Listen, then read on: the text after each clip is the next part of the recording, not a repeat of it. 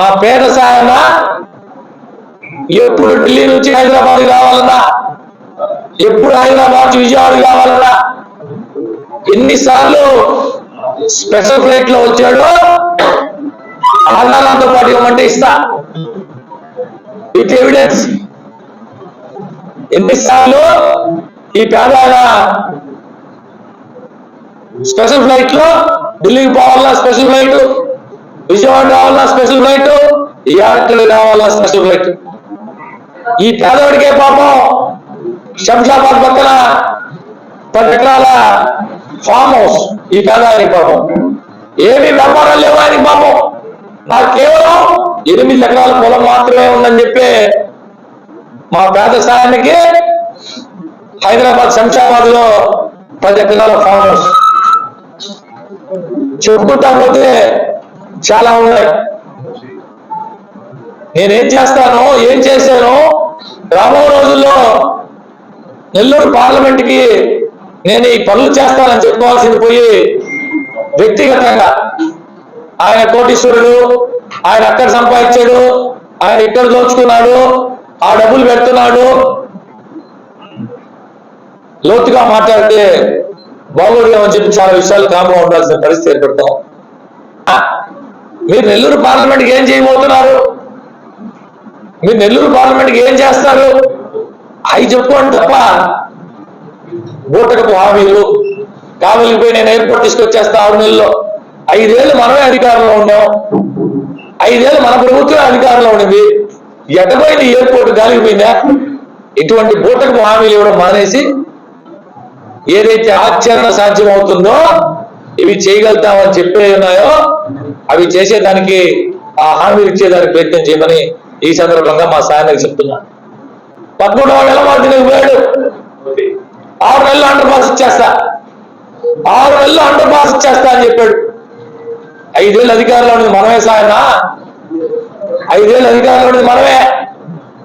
5 ఏళ్ళు నువ్వు నెంబర్ 2లో ఉన్నావు, ఈ 5 ఏళ్ళు పార్లమెంట్ సభ్యుడిగా ఉన్నావు. నీ సొంత జిల్లా ఏమైపోయావో అడుగుతున్నా.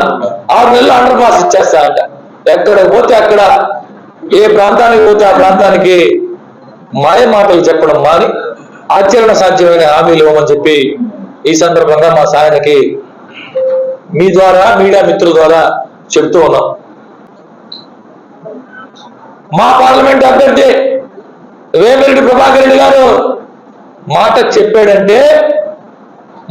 చెప్పాడంటే ఖచ్చితంగా చేసి తీరుతాడు.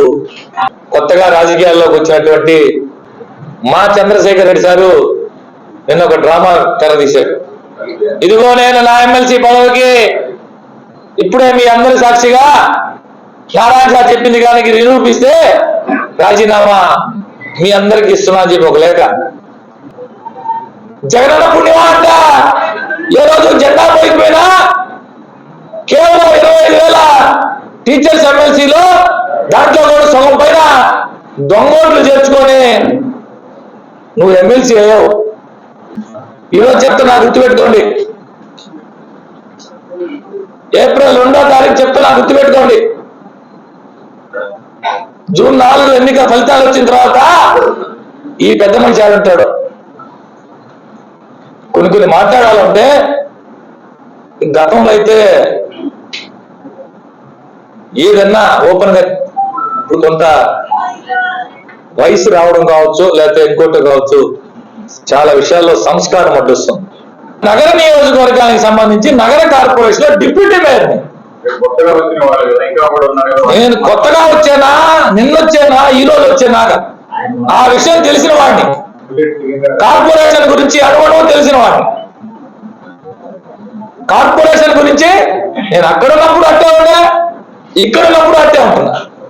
కార్పొరేషన్ లో మా పార్టీలో కూడా తెలియని సీనియర్ నాయకులు చాలా మంది ఉన్నారు, మాట్లాడతారు. వాళ్ళు కూడా సందర్భం వచ్చినప్పుడు సబ్జెక్ట్ కార్పొరేషన్ కనుక కార్పొరేషన్ లో ఒక బాధ్యతాయుతమైనటువంటి డిప్యూటీ మేయర్ హోదాలో నేను ఉన్నాను కనుక వీటన్నిటిలో నేను గతంలో పాత్రదారుని కనుక చెప్పాల్సిన బాధ్యత నా మీద ఉంది కనుక నేను మాట్లాడుతున్నా.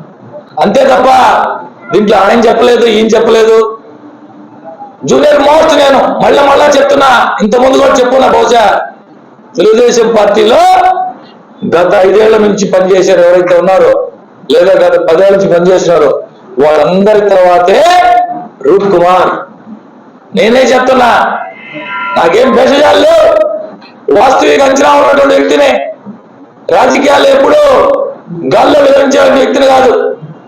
మా చంద్రశేఖర్ రెడ్డి లాగా వాస్తవిక అంచనా ఉన్నటువంటి వ్యక్తిని. హేమ ఆయన దగ్గర రాజకీయ ఓనమాలు నేర్చుకున్నాను నేను. దయచేసి ఇంకొకసారి నెల్లూరు నగర నియోజకవర్గంలో ఎవరు అభివృద్ధి చేశారో, ఎవరేం చేశారో మే 13న విఘ్నులైనటువంటి నెల్లూరు నగర నియోజకవర్గ ప్రజలు తీర్పునివ్వబోతున్నారు. జూన్ 4వ తారీఖున అందరికీ తెలుస్తుంది. నువ్వు చెప్పబడలే, నేను చెప్పబడలే, ఎవరు చెప్పలే. ఆ మిత్రుడు ఖలీల్ చూస్తే కొద్దిగా అప్పుడప్పుడు ఈ మధ్య వేరే విషయం చెప్పారు, నాకే కొంచెం అయ్యో అనిపించింది. సారెడ్డి గారి ఇంటికి పోయారంట చంద్రశేఖర్ రెడ్డి గారు, నా స్నేహితుడు ఖలీల్ ఇద్దరు. నేరుగా పొంగాల గవర్నమెంట్ సర్పంచ్ సెల్యూట్ కొట్టి చంద్రశేఖర్ గారి లోపల పంపించి మా ఖలీల్ నాటేశారంట. నగర నియోజకవర్గానికి పోటీ చేస్తున్న అభ్యర్థి ఒక ముస్లిం మైనార్టీ సోదరుడు. నిజమా అబద్ధమా మీకు తెలుసు, మీ ఆత్మసాక్షికి తెలుసు. మీకు తెలుసు, మీ ఆత్మసాక్షికి తెలుసు. తర్వాత ఏమొచ్చాయి అభ్యర్థి అభ్యర్థి అభ్యర్థి అంటే అప్పుడు రాణి పంపించాను. చిన్నప్పటి నుంచి మేము కలిసి మెలిసి తిరిగిన స్నేహితులం. 30 ఏళ్ళ స్నేహితం మాది. డివైఎఫ్ఐలో ఉన్నప్పటి నుంచి నేను ఖలీల్ డివైఎఫ్ఐలో తిరిగేవాడు, నేను మామూలుగా తిరిగేవాడు. నా స్నేహితుడికి ఆ విధంగా ఆయన ఇంటికి పోయినప్పుడు ఈ మధ్య నేను చెప్పేది వారంలోపు అది పరిస్థితి.